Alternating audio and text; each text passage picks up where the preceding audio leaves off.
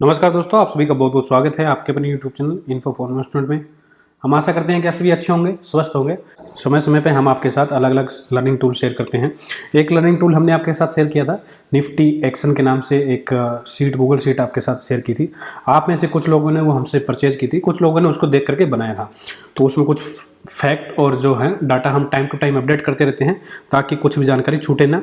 और मैंने जैसे कहा था कि आने वाले दिनों में कुछ और भी ऐड करेंगे, तो उसमें कुछ रिसेंट टाइम में कुछ अच्छे इंपॉर्टेंट अपडेट किए हैं, वही आपको बताना था। जिन्होंने सीट ली है वो उसको कैसे यूटिलाइज करें, और जिनको सीट बनानी है देख के वो इन डाटा को ऐड कर सकते हैं ताकि आपके ट्रेड सेटअप में जो जानकारी है वो ऐड और हो सके।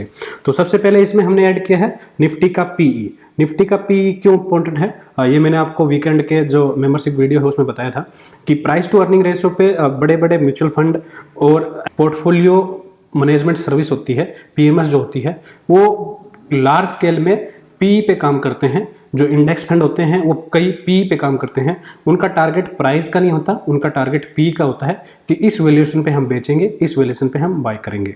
तो इसलिए पी हमको पता होना चाहिए कि प्राइस भले ही हम 12,000 पे ना पहुंचे हों, 11,000 के आसपास हों, लेकिन क्या वैल्यूएशन उस रेंज पे आ गई है, क्या हम वैल्यूएशन पे हायर लेवल पे आ गए हैं, या ऑल टाइम हाई पे हैं, या ईयरली हाई पे हैं, तो वो आपको पता होना चाहिए। ये जो वैल्यू है हम डेली अपडेट नहीं करते, इसको हम जो अपडेट करते हैं वीकली। तो एक वीक में जब आप वीकेंड पे एनालिसिस करते हो, जो पोजिशनल प्लेयर हैं, जो इन्वेस्टमेंट करते हैं, जिन बड़े पोर्टफोलियो में काम करते हैं, उनके लिए ये देखना काफ़ी इंपॉर्टेंट है।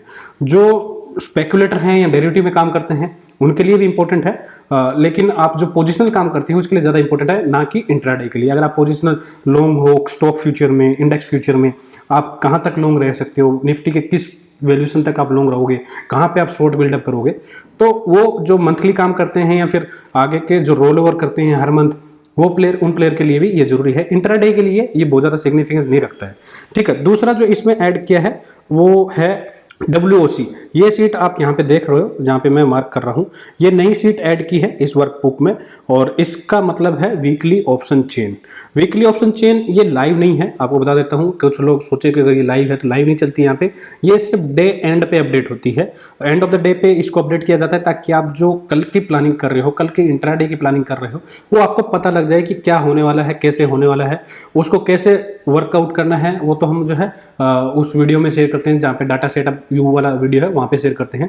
लेकिन इसको आप यूज कर सकते हो अपने एनालिसिस के लिए, ताकि आपको अलग से चार्ट ना खोलना पड़े एक्सेल में, या फिर अलग से आपको जो है विंडो ओपन ना करनी पड़े ब्रोकर की ऑप्शन चेन की या फिर एनएससी की ऑप्शन चेन की। जब आप इसमें वर्क कर रहे हो तो एक ही सीट में सब डाटा हो, इसके लिए इसको ऐड किया गया है। अभी सिर्फ निफ्टी के वीकली ऑप्शन चेन ऐड है। अगर आप में से कुछ लोगों की रिक्वेस्ट आई तो बैंक निफ्टी के वीकली ऑप्शन भी इसमें ऐड कर देंगे आने वाले दिनों में। उसके बाद जो रिसेंट का अपडेट है वो है निफ्टी का फ्यूचर। हम जो पहले निफ्टी के ऑप्शंस में वर्कआउट करते थे, ऑप्शन के बेस पे एनालिसिस करते थे, और फिर हमने इसमें ऐड किया बैंक निफ्टी के वीकली ऑप्शन, मंथली ऑप्शन, और जो अभी है वो फ्यूचर भी ऐड कर दिया है। तो ऐसा ना हो कि जहां पे हेजिंग हो रही है ऑप्शन में, कहीं हमको बाइंग दिख रही है लेकिन साथ में फ्यूचर में सेलिंग है, तो फ्यूचर में कैसे बिल्डअप है, इसके लिए निफ्टी फ्यूचर और बैंक निफ्टी फ्यूचर दोनों ही ऐड किए गए हैं। आप दोनों यहाँ पे देख सकते हो। तो फ्यूचर में कैसा काम हो रहा है वो भी यहाँ पे ऐड कर दिया गया है, ताकि आपसे कोई पॉइंट छूटे ना। अपनी जो कल की ट्रेड स्ट्रेटजी आपको बनानी है वो आज शाम को आप डिसाइड कर सको कि फ्यूचर में कहाँ लॉन्ग हुए हैं, कहाँ बिल्डअप हुए हैं, और नेट फ्यूचर का प्राइस एक्शन क्या है, वो आप इससे सीख सकते हो। मैं डिटेल में नहीं जा रहा, इसको कैसे एनालिसिस करना है वो वीकेंड वाले वीडियो में आपके साथ शेयर करेंगे, लेकिन इसमें जो नए फीचर ऐड किए हैं वो मैं आपके साथ शेयर कर रहा हूँ। जिन लोगों ने खुद की सीट बनाई है वो अपने ये फीचर ऐड कर सकते हैं, ताकि आप भले ही आपने हमसे परचेज ना की हो, लेकिन कम से कम आपका ट्रेड सेटअप भी उतना ही स्ट्रॉन्ग हो जिसको हम अपडेट करते जा रहे हैं। तीसरी और सबसे इंपॉर्टेंट चीज जो है इसमें, हाँ, तीसरी इंपॉर्टेंट चीज है बैंक निफ्टी के इसमें फ्यूचर ऐड कर दिए गए हैं। बैंक निफ्टी के भी इस वीक से, इस एक्सपायरी से आपको देखने को मिलेंगे। यहाँ पे प्राइस एक्शन, वॉल्यूम और ओपन इंटरेस्ट तीनों मंथ के, करंट मंथ के, नेक्स्ट मंथ के और थर्ड मंथ के, वो तीनों आपको देखने को मिलेंगे यहाँ पे। और आप उसको अपने बेस पे देख सकते हो कि लॉन्ग बिल्डअप हो रहा है या शॉर्ट बिल्डअप हो रहा है या शॉर्ट वाइंड अप हो रहा है। और सबसे अच्छी बात क्या है, यहाँ पे एक एक्शन है, यहाँ पे FI डे एक्शन के नाम से। यहाँ पे आपको जो इंडेक्स में FI की नेट पोजीशन है लॉन्ग प्लस शॉर्ट मिला करके, कि उन्होंने लॉन्ग कितना किया, शॉर्ट कितना किया, जो नेट आउटकम है वो यहाँ पे लिखा गया है। तो आप ये देख सकते हो कि इन्होंने जो बाय किया है और यहाँ पे साथ में शॉर्ट वाइंड अप हो रहा है, तो यानी कि एफआई जो है एक पॉजिटिव अपवर्ड मूवमेंट को कंफर्म कर रहे हैं, उनकी भी बाइंग है और साथ में प्राइस एक्शन में भी यहाँ पे शॉर्ट वाइंड अप है, यानी कि वो भी एक अपवर्ड मूवमेंट दिखा रहा है कि यहाँ पे भी थोड़ी मंदी शायद ना हो।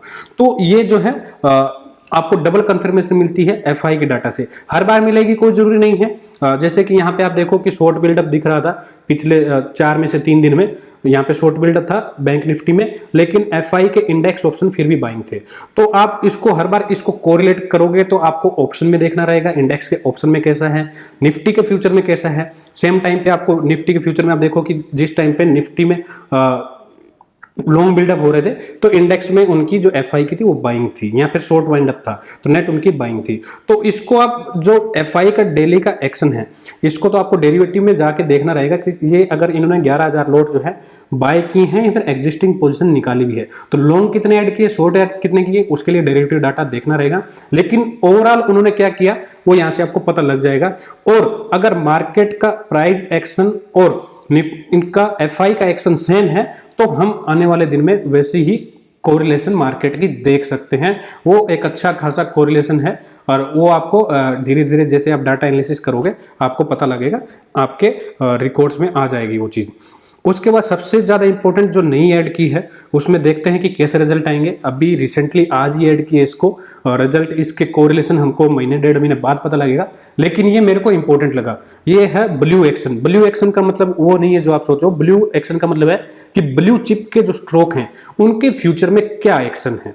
तो यहाँ पे अभी सिर्फ जो टॉप 10 में से सिर्फ हमने जो है 6 स्टॉक ही ऐड की हैं। आने वाले दिनों में 4 स्टॉक जो और है, आईसीआईसी बैंक और एक्सिस बैंक और कोटक बैंक, उनको ऐड कर सकते हैं, और आईटीसी जो बच गया उसको ऐड कर सकते हैं। लेकिन अभी जो है टॉप 6 ही ऐड किए गए हैं, टॉप 6 नहीं, टॉप 10 में से 6 ऐड किए गए हैं।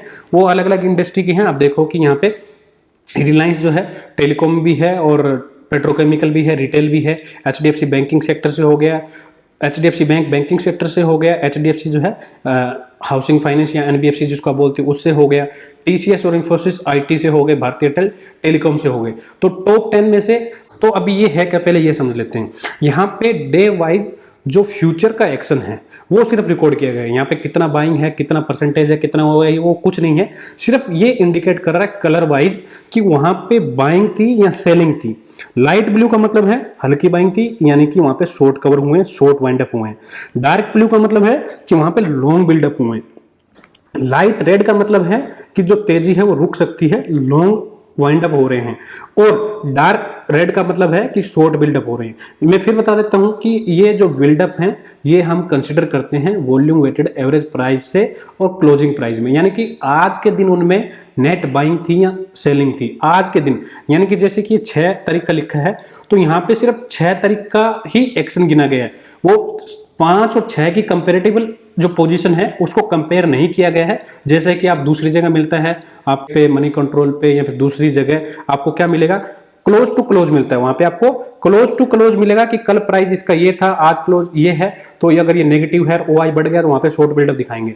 लेकिन मेरा अगर प्राइस एवरेज प्राइस से ऊपर है और क्लोजिंग यहाँ पे है, एवरेज प्राइस यहाँ पे है, भले ही कल की क्लोजिंग यहाँ पे रहे, आपको वहां पे शॉर्ट बिल्डअप दिखाएंगे, लेकिन मेरा एक्शन यहाँ पे लॉन्ग बिल्डअप दिखाएगा। तो ये मैं आपको ऑलरेडी बता चुका हूँ उस वीडियो में जहां पे मैंने लिखा था OI buildup right interpretation better approach, उस वीडियो में आप देख सकते हो। तो यहाँ पे आप आइडिया क्या मिलेगा, यहाँ से ये आइडिया मिलेगा जो हैवी वेटेज स्टॉक है, क्योंकि आप देखो कि इन 6 स्टॉक की लगभग निफ्टी में 40% के आसपास जो है वेटेज हो जाएगी, 38-40% के आसपास इन 6 स्टॉकों की वेटेज है। तो जो 40% के आसपास वेटेज रख रहे हैं उनमें अगर एक जैसा ट्रेंड आए तो मार्केट ट्रेंडिंग रह सकती है। लेकिन हालांकि अभी ट्रेंड नहीं है, और वो मैंने अपने वीडियो में बताया था लास्ट वीक कि अभी जो मार्केट है थोड़ा सा पॉजिटिव कंसोलिडेट रहेगी। उसका रीजन ये है कि एक ट्रेंड अभी नहीं दिख रहा है, क्योंकि जब आईटी और रिलायंस ऊपर जा रहे हैं तब उस टाइम पे बैंकिंग शेयर गिर रहे हैं। आज जैसा कि उल्टा हुआ, आज बैंकिंग स्टॉक में आईसीआईसी और एक्सिस बैंक ऊपर जा रहे थे और ठीक उस टाइम पे रिलायंस गिर रहा था। तो अगर मार्केट एक फुल ट्रेंड शो करती तो सब सेक्टर में सब एक जैसी मूवमेंट आती है। तो वो ट्रेंड अगर हमको कहीं पकड़ना है तो ऐसे पकड़ सकते हैं कि अगर किसी लाइन में पूरी लाइन है वो रेड है, यानी कि आज पूरी मार्केट में अक्रॉस द बोर्ड सेलिंग हुई है। अगर पूरी लाइन अगर डार्क रेड है तो हम कंसिडर कर सकते हैं कि वहाँ पे आज बाइंग हुई है, अक्रॉस द बोर्ड सब सेक्टर में बाइंग हुई है। तो इसको आप ऐसे कंसिडर कर सकते हो कि लार्ज कैप जो हैवी वेटेज स्टॉक है उनमें क्या हो रहा है, बाइंग हो रही है, सेलिंग हो रही है। अब पर्टिकुलर स्टॉक में आप सिर्फ इस सीट से देख करके, जैसे कि यहाँ पे शॉर्ट वाइंड अप दिख रहा है या टीसीएस में लॉन्ग बिल्डअप दिख रहा है, यहां से देख करके आप इसको स्टॉक को बाय मत करना, क्योंकि अगर आपको स्टॉक में काम करना है तो इस स्टॉक की पर्टिकुलर शीट आपके पास होनी चाहिए, उसका पूरा एक्शन आपके पास होना चाहिए। पिछले 2 दिन में क्या हो रहा है, 3 दिन में क्या हो रहा है, प्राइस और डिलीवरी उसकी कितनी बढ़ रही है, वॉल्यूम कैश में कितने बढ़ रहे हैं, और जो उसके बाकी के फैक्टर हैं वो कितने बढ़ रहे हैं, जो मैंने आपको वीडियो शेयर किया था स्टॉक के चाल कैसे पकड़े, वो सब फैक्टर आपको वहां पे इंक्लूड करने पड़ेंगे। लेकिन यहाँ से मोटा मोटा आइडिया अपना जो है इस सीट को, इस पैटर्न को बनाने का जो रीजन है वो स्टॉक की मोमेंट पता करना नहीं है। यहाँ पे इसका जो मकसद है वो सिर्फ और सिर्फ निफ्टी में इनकी क्या कंट्रीब्यूशन रह सकती है ये पता करने का है।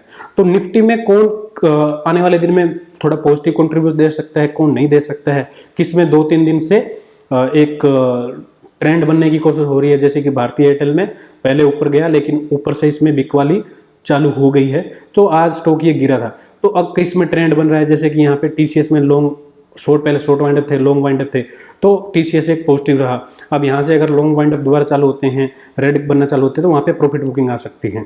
तो ऐसे हमको ये पता लग सकता है कि वे कौन सा स्टॉक, कौन सा सेक्टर आने वाले दिन में निफ्टी में 2, 4, 5 सेशन में कंट्रीब्यूट कर सकता है, कैसे कर सकता है, और अगर कोई ट्रेंड बनेगा तो उस ट्रेंड को हम पहले से प्रिडिक्ट कर पाएंगे। तो देखते हैं इसके कैसे रिजल्ट आते हैं। उम्मीद है कि ये अच्छा कोरिलेशन निकाल के देगा। कम से कम जो ट्रेंड रहती है, मार्केट ट्रेंडिंग रहती है पूरी, अगर एक साइड मार्केट को 1 साइड सेलिंग आती है, 1 साइड बाइंग आती है, तो मेरे ख्याल से वो हम इजीली जो है इसमें कैप्चर कर सकते हैं। आने वाले दिनों में इसमें हम जो दूसरे जो 4 स्टॉक रह गए हैं टॉप 10 के, वो भी ऐड करने की कोशिश करेंगे। तो यही आपके साथ शेयर करना था। जिन्होंने अपनी सीट बना रखी है वो इसमें आप ऐड कर सकते हो, कोई बड़ा इशू नहीं है, आप इसको बना सकते हो। अगर आपने परचेज कर रखी है, अगर आपको इसमें कुछ समझने में दिक्कत है तो आप वीकेंड वाला वीडियो देख सकते हो, जिसमें हम जो डाटा सेटअप व्यू लेते हैं, डाटा एनालिसिस का पूरा वीकली आपके साथ शेयर करते हैं कि क्या डाटा सेटअप है, क्या कह रहा है। उसमें आपको डेफिनेटली हेल्प मिलती होगी। आने वाले जो अभी नया ऐड के है उसको इस सैटरडे को आपके साथ जो वीडियो शेयर करेंगे